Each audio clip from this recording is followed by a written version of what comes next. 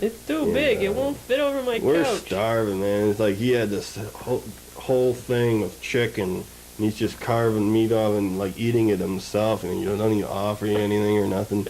And like his father, I guess, is the guy, my friend's grandfather, sitting there, like really old guy on his last legs, sitting there puffing away in Lucky Strikes or whatever. And they're watching the Yankees White Sox game. I'm like, all right, I'm from Chicago, I like the White Sox, Well, we're Yankee fans. We watch the Yankees ever since Mickey Mantle and DiMaggio and all this stuff. And, like, that was the last thing they ever said to me. And then I was left alone with their grandfather and me watching the game, watching the White Sox wail on the Yankees, man. It was just like...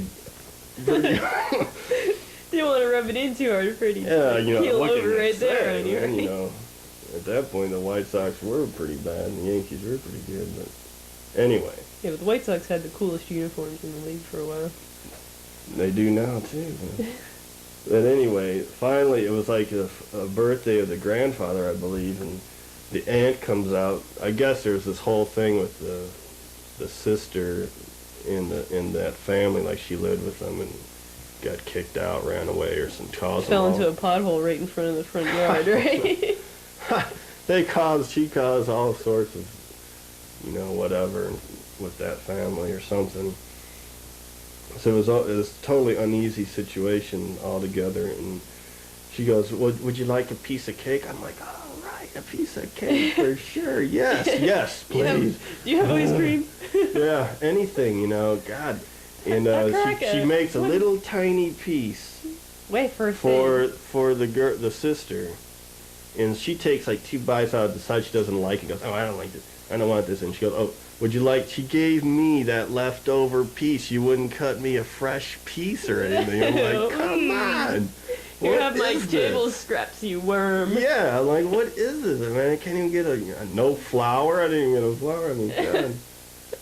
And, no flour. Frosting is my favorite part. After the, I don't know, I think we went down and played a game of pool and looked at the electric trains and all that stuff. And we finally got time to go, and we packed up back in the car, and just backing out of the driveway, we knocked the muffler off the car. You can't even get out of the driveway. It was like this driveway like this, man. It's like, and like, the horrible noise, loud muffler, and we're like, screw it, because we're going to leave right there to Providence. And we're like, just go. And I'm like, in the back, it's like, bang! Can't even hear anybody in the front of the car, and we drive, What? 4-hour drive to Providence, man. It's too noisy. I can't sleep, and it's just, the whole time was at night. We finally got out, though. We finally got out. Doesn't that Providence landscape just look so pleasing? Yeah, I never thought I'd be so joyous to get back to Providence. See those 2 big tall buildings? It was incredible, man. The whole time was just a big nightmare. And it's like, I've heard lots of good about New Jersey, and I've heard all the typical stories about New Jersey, and I have to say, I had a nightmare, and I'm just like lucky to get out of there alive, I feel. Well, you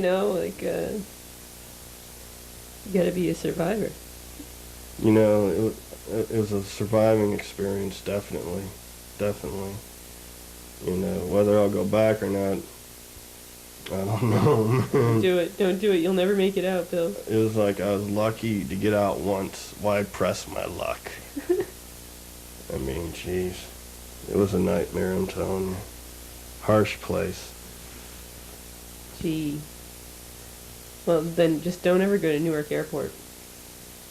I think I've been to Newark Airport lots of times. That's a pretty freaky place. Saw some woman changing diapers. I like taking photographs. I actually found a baby blanket in an airport once. Just sitting there? I didn't find it. I saw it, and I gave it to this woman that was cleaning up, and she gave it to me like, oh, do you want it? And sitting there like this 21-year-old girl like, oh, gee, I really need a baby blanket. Thanks. God, man, some kid's crying because he didn't get his baby. I thought it was really weird. Bud man, Cub fan. This is a great story about Newark Airport. I've been there, man. We went to California. Well, it was like 5 years ago, 6 years ago, and out in California for 2 weeks, being really cool and groovy, and everybody's like, "Oh wow, what's a girl like you doing on the East Coast, man?" Like, wow, and The Hare Krishna said. yeah, that guy with the ponytail.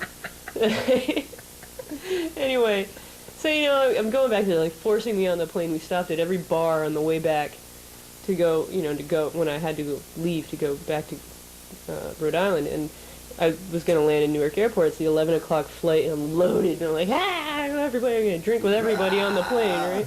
And I'm on the plane. Don't care if we die. I want to be drunk and we crash. And I'm like, and I sit down, and this woman sits down next to me with a baby. So I'm immediately bummed out. I'm like, oh no. Listen to this cry. Like, can I move? And we take off, and everybody just immediately starts going to sleep. And this woman's like, me with the baby. And I'm like, nice baby. And she's like, oh, and I helped her make her formula up or something. And she goes, I said, and I asked her something, and she said, sorry, I do not speak English, from South America. And I'm like, oh, great. She doesn't speak English, she's got a baby, and this guy's asleep, right? Like, does the baby cry in South American? Yeah. Well, look. See. So anyway, all of a sudden she goes, excuse me, smoke? And she, like, what? Well, I think you can smoke in the back of the airplane. And she goes, so she takes off, she like throws the baby on my lap, and I'm drunk, and she throws this baby on my lap, and it starts crying immediately, like, everybody on the plane wakes up, and she's like, hightailing it down to the back of the plane, right? And I'm like shaking it like a thing, I'm not good with, I was just, young, I didn't know what to do with babies, and everybody's staring at me. I'm like, it's not mine. It's not mine. So you have the natural mother. Maternal instincts. There. So anyway, we finally land right in Newark Airport, and I get there, and I'm kind of like real free spirit, in California and stuff. And I go to get, I have to get from Newark Airport to Penn Station, Newark, and I decide I can't find a bus. I can't figure out anything, and there's nobody offering me any help whatsoever. So I just said, I'll just take a taxi. I go to get in the taxi. And the guy throws my luggage in the back, and I get in the taxi, and we start taking off. And I realized that I didn't have very much cash, and all I had was traveler's check. So I asked him how much it was going to be, hoping that I had enough money maybe for a tip. And he says, $14. I'm like, $14? How far away is it? And he goes, and I was like, but I don't have $14. And he starts screaming. I said, let me out of the car right here. I can't afford this. And he goes, well, to get out of the cab is $9.50. To take your luggage out of the back. Don't ever get out of the cab. And I'm like, what do you mean? You haven't gone anywhere for me to get out of the cab. And I'm like, welcome back to the East Coast. Hello, New Jersey, right? Oh, man. So, well, that's that story. Did you have to give him $9.50? No, well, actually, I made him take the traveler's check. I wrote it out and swore around, made him give me change for a traveler's check and everything, and left him with no tip. But which is common, right? So we lost our keys in New Jersey once. We had the car down there, and we lost the keys to the car. So that were all the left socks and all the lost keys go to New Jersey or something? That's where they go. Is that like limbo or something? Yeah, we had keys made for the car. We had to, we spent the entire day getting a new key to the ignition made for this car, and then we got home and found it in my top coat pocket, right here. Whoops! Wasn't me. Anyway. Well, the only other time I tried to get back there, while I was even trying to get back there, I don't know, but same guy, we were he had an old Rambler, and we're on our way, everything was running great. He's like, we might have problems with the water pump, I don't know. It seems to be running fine. We get there, just out of Rhode Island, into Connecticut, water all over the windshield. We had to pull over. Exit 64. Somewhere, right? I don't know what number, but we pull over at an all-night snack food gas station and have the car parked there with the hood up and everything, and every brother and his friend come over and tell us a different story, what's wrong with it, and You know, luckily what? we did have a case of beer, and we stayed there all Hey, we night can't in the go. parking lot eating Hostess fruit pies and combos and peanuts and stuff, and waited for the train back to Rhode Island. The guy at the big fat dude at the snack store is like, oh, it's just down the road. It'd take me a day to walk there, but it'd take you guys 20 minutes. We're walking, we see nothing.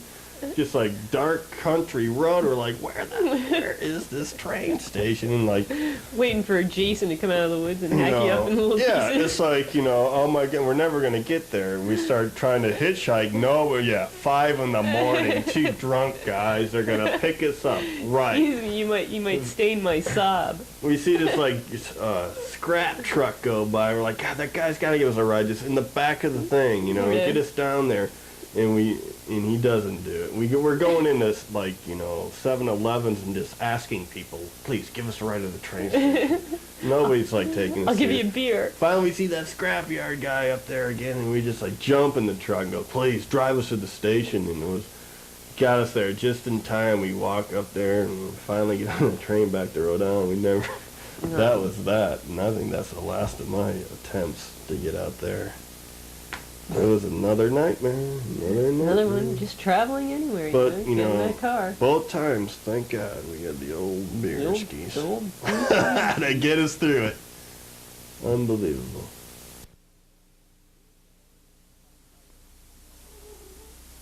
Honey, I know. I'm really sorry. I ran off like that, but I had to do the opening of the show. We're on every week. I gotta do it. It's expected of me. Yes, I know we were in the middle of something, but I gotta do what I gotta do. But look, I hope to make it up to you. I got you a little something really special. Now take a look at this. Pretty nifty, huh? Now this will be yours if you come back. Really, this and lots of other things. Honey, please, come back. I need you. I need you to come back to me, William Changer, please. Forget about Tacamo. Just remember me. And all that we've shared. It's not just the clothes, not just the fun on the couch. Please, honey, come back. Come back.